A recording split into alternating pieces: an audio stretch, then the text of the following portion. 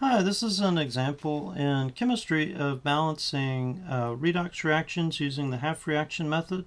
We'll look at a reaction in acid and then also in base, and then we'll go over some stoichiometry calculations with the same reaction, the one down here in base. So let's start with this one. We have chlorine gas forming chloride ion and then hypochlorite ion. So we'll do the two half reactions. So one of the half reactions is just going to be chlorine gas goes to form chloride ion. And then we're left with the hypochlorite. So the other half reaction must be the hypochlorite ion. And we have to get the chlorine from somewhere, so we're going to reuse the chlorine gas. Okay, let's start with this half reaction first. So we want to balance everything except oxygens and hydrogens. So that would be putting a 2 in front of the chloride.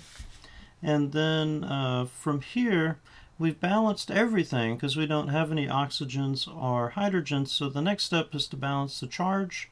You have a -2 charge over here. So you can add 2 electrons to have a -2 charge on this side. Now let's go to this half reaction. We'll balance everything except oxygens and hydrogens. So that means we need a 2 in front of the hypochlorite ion. And then we need to balance the oxygens. We can do that by adding water. So if we add 2 waters on this side, then we'll add 2 oxygens. And then we need to balance the hydrogens.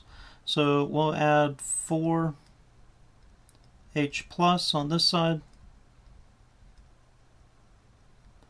to balance out the hydrogens.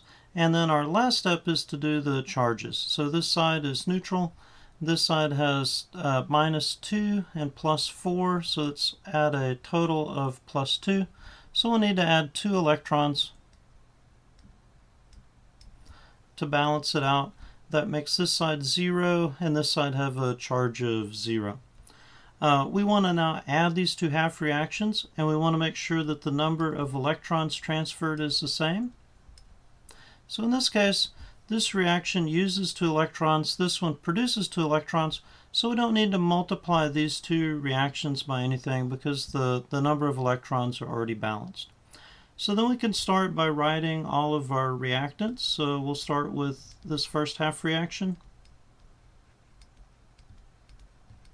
Continue writing reactants in the second half reaction.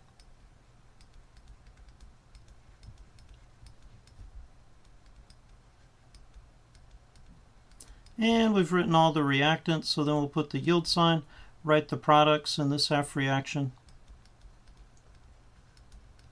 and then write the products in this half reaction.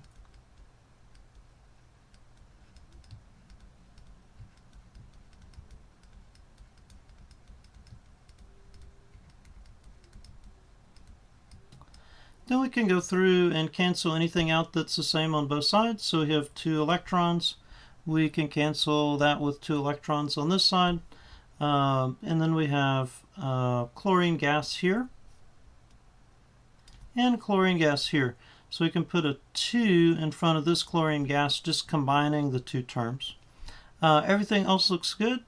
We'll notice that though we do have a factor of 2 on everything, so that means we can divide through by 2. And let's write the final balanced reaction equation here.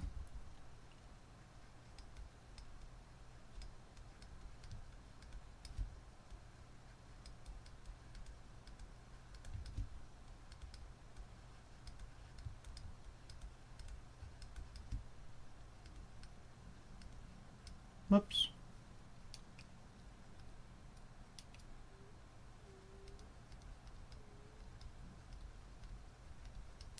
And we've got it. Now, if this reaction is occurring in base, it's the same process all the way through. We just need to cancel out any hydrogen in this H plus form that we have remaining. So let me just copy this reaction down.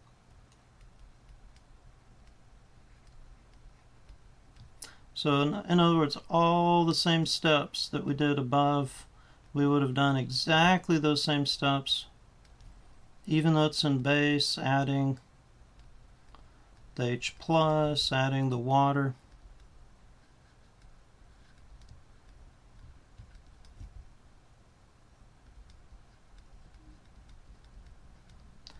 And then now, to make it be in base, we're going to add as much hydroxide ion as we have H+.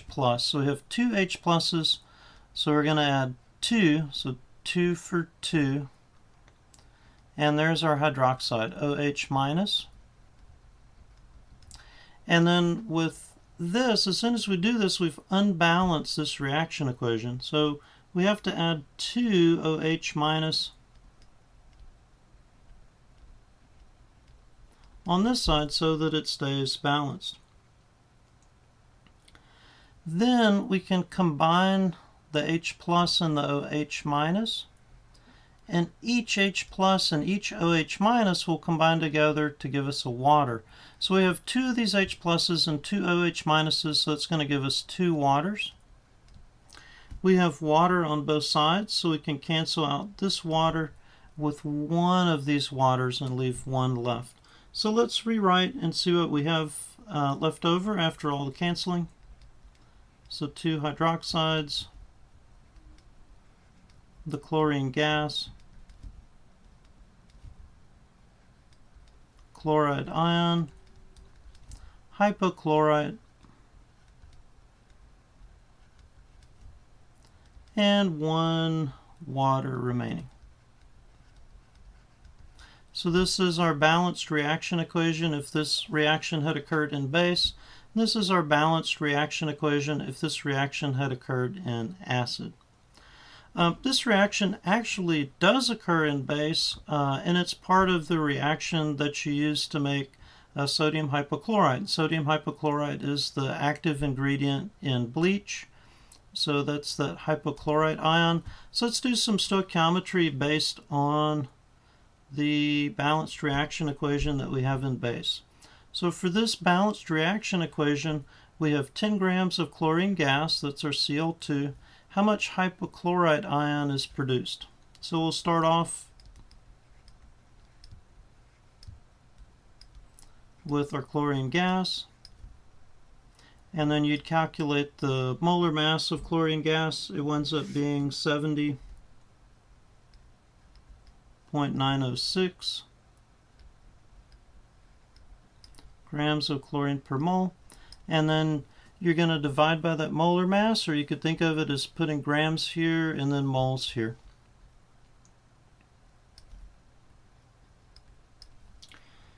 Then we'll use our stoichiometry ratio from our balanced reaction equation. So we have 1 mole of hypochlorite in the balanced reaction.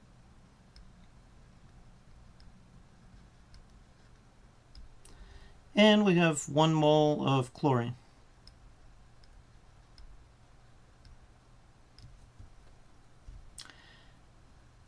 Then we need to go ahead and calculate the number of grams of hypochlorite. So we would calculate the molar mass of hypochlorite, and it's 51.452 just from the periodic table.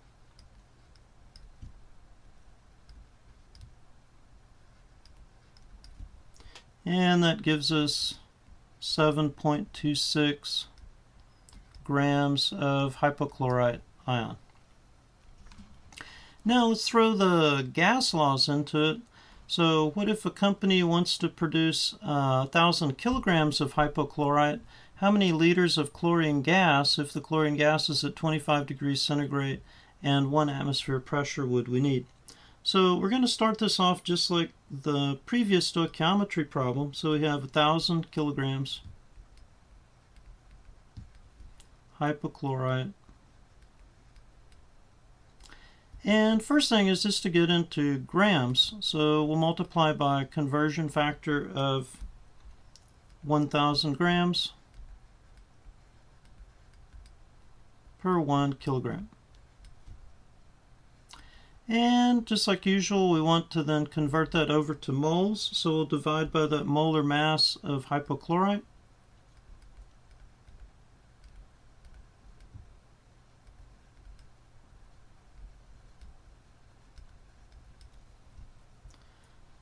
And then we need to convert that over to moles of chlorine. So looking back at our balanced reaction equation, we have 1 mole of chlorine per 1 mole of hypochlorite. So that's what's going to go in here. It's moles of hypochlorite, so we'll put our 1 mole of hypochlorite down here to cancel out. And then we want chlorine, so we'll do 1 mole of Cl2 up here. Calculating this out gives us 1.944 times 10 to the 4 mole of chlorine gas. Now let's take a look at the gas law equation. So we have PV is equal to nRT. We're trying to calculate a volume. We're trying to calculate liters. So we need to solve this equation for volume. We can do that by dividing both sides by P.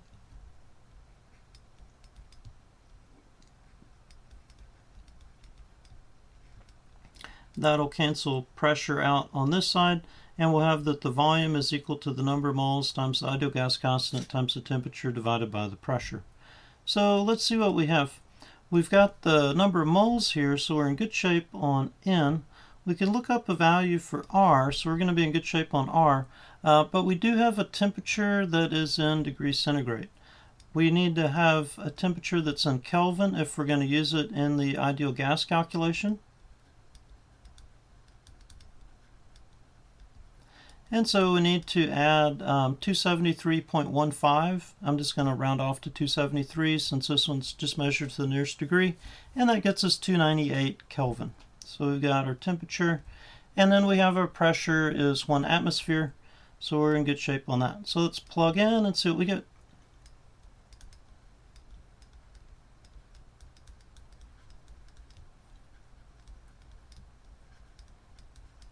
I'm going to leave a spot, and we'll come back and fill in that R in just a second.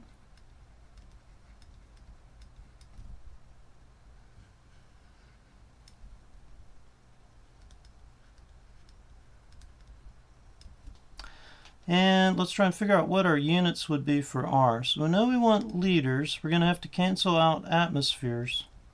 And then all of our gas constants are going to be per mole Kelvin. So we're looking for this one that's in liters atmospheres per mole Kelvin. And when we look that one up, that's our 0.08206. So now we've got our value for R, and we just calculate this out. This number times that divided by the 1, and this gives us 4.753 times 10 to the 5th liters.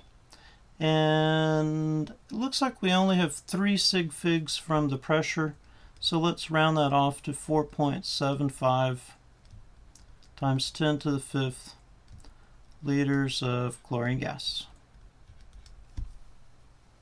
All right, thanks for watching.